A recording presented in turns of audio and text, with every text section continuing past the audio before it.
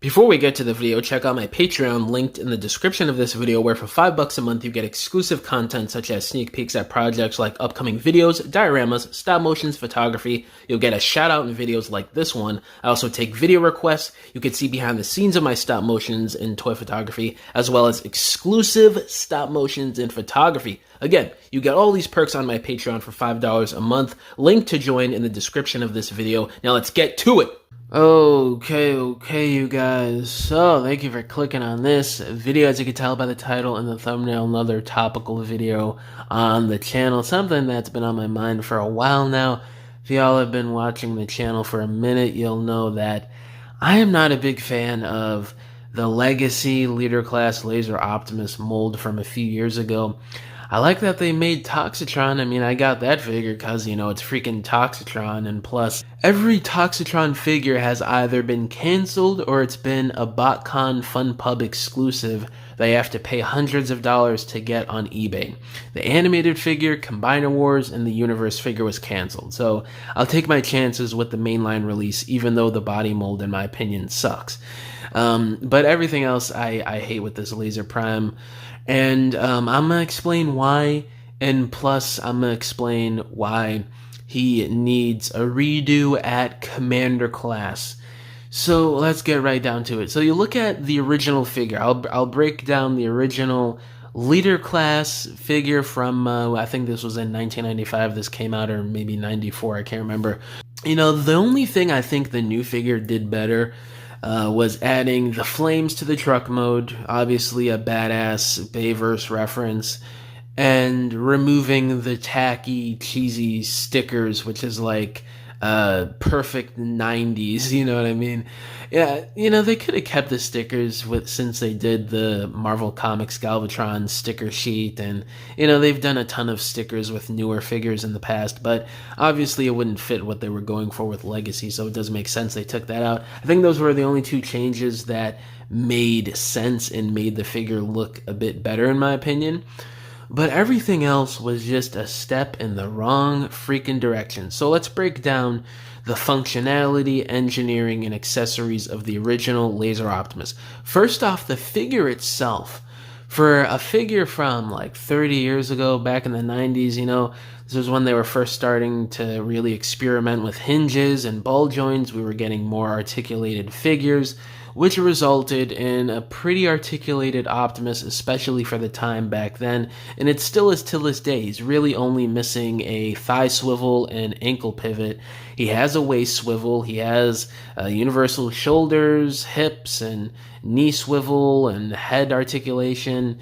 He's got it all, basically, for a figure back then, especially. And they were able to work in all these gimmicks. You know, he's got his sword that I believe used to light up on this figure, which was pretty crazy in itself. He has his gun and the detachable missile rack with like 6 firing missiles on there that he could either hold in his hands, or it could be attached to his base mode or weapons mode for the trailer. He's got a bunch of shooting discs for the trailer attack mode. He's got 2 other rocket launchers for the base mode. And the base mode itself is loaded with gimmicks and weapons, like I just explained, with all the firing rocket launchers and guns, and the removable missile rack, and the other removable gun that he could hold. This figure has so much going on in terms of accessories, play features, and especially, best of all, articulation on this big bot. You know, for the time is just kind of blowing my mind, really thinking about it, you know, looking at the rest of G2. Yeah, there's certain other figures that are new molds that have good amount of articulation with the laser rods and some other stuff, Dreadwing. But, you know, a lot of G2 was either new molds that were still the G1 sort of engineering, or was just a G1 repaint. So this figure was ahead of its time. So give this figure props. It is still amazing till this day, and it'll fit perfectly with your Generations collection. But the trailer, it was a lot more involved. You had all these different weaponry that flipped out, the gimmicks, the firing rockets. The trailer was a lot bigger and the base mode looked a lot more badass and it had a lot more features to it. Now let's fast forward to the Legacy Leader Class 1 from 2022. And I remember a few years ago, I was excited when this figure was first leaked that it was getting a release on Legacy. I was pumped. I was like, oh man, they're basically going to do what they did with the original figure, minus the firing missiles, because obviously they don't do that anymore because it's too costly, unfortunately, even though this was a $55 figure and that was a $40 figure. But, inflation and times have changed, yada, yada. Bunch of economic bullshit, in my opinion. But that's besides the point. That's a different topic for another video. But you look at this figure and the accessory layout and just the way it looks, it is just so dinky and pathetic compared to the original figure. I would take the original figure's accessories, weapon features, and overall look of the character as opposed to, oh wow, we finally have thigh swivel and ankle pivot. What a feat.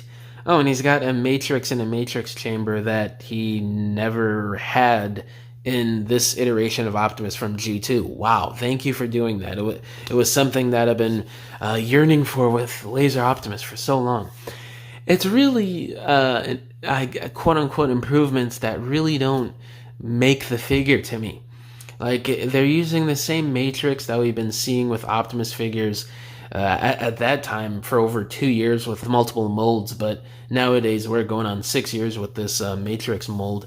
That's just nothing special. The sword is way smaller and obviously it doesn't light up now, which is neither here nor there. It doesn't really matter, but the sword looks dinkier since it's small.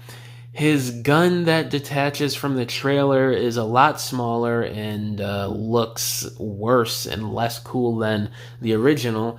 He doesn't have the detachable missile rack anymore. That's just totally negated from this figure.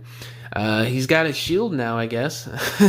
He's got a shield that folds up into a reference to the shooting discs from the original figure's base mode, which is okay, I guess, but obviously it's not as cool as coming with like 6 different discs that you could mount into the weapon and it could fire on its own with like this clever, unique mechanism on the inside that you could see it firing.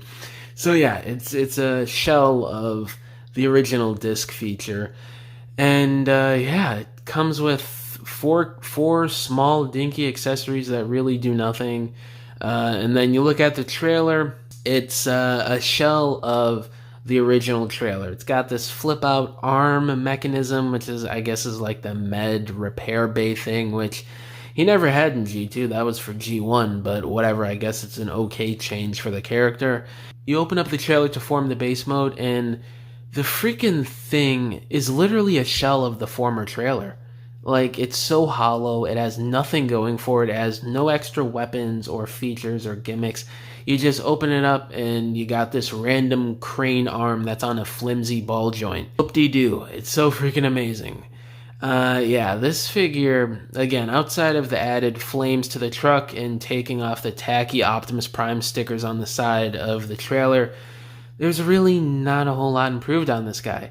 You could argue that it's got thigh swivel and ankle pivot now, and it's got a matrix and matrix chamber, but, I could argue that, losing all the extra detail, the size of the figure, and the extra accessories and features really doesn't negate adding 2 extra hinges for articulation. Like, if you've had that original figure and you pose that figure around, it's like you don't even need ankle pivot and thigh swivel for how the figure looks and how it's engineered. It just has that much of presence and it's that smooth to pose around. So, I just wouldn't really count that as like total improvements to me. And like I said, the Matrix is the same as all the other ones we've been getting since 2020. The chamber is, it's decent, but it's really nothing to write home about. And the robot mode looks super skinny and dinky because they're reusing the Earthrise mold. His legs are way too skinny. His midsection is way too stumpy. The arms are way too skinny compared to the shoulders and the rest of the upper body. When you compare it to the original design of Laser Optimus, the proportions and the design are way off to what he is supposed to look. He's supposed to look more imposing, chunkier, and more kind of, not really muscular, but just like a big leader Autobot, that doesn't look like he's gonna run a track marathon, or he's got like a football shoulder padding on him where everything else is just skinny bare bones for the legs and the arms. It's just awful to me, the proportions and just how the robot mode looks in general compared to the original figure in design, which I still don't understand till this day how they were able to fail so hard on the overall look of the robot mode, but whatever. But yeah, guys, I don't want to ramble on too much longer. Just wanted to rant about how mid the redo of Laser Optimus is compared to the original figure. If you guys could track that figure down, I would get it. Paying around Commander class price for that, why not? Get the R80 2001 Scourge repaint. That's a fantastic figure.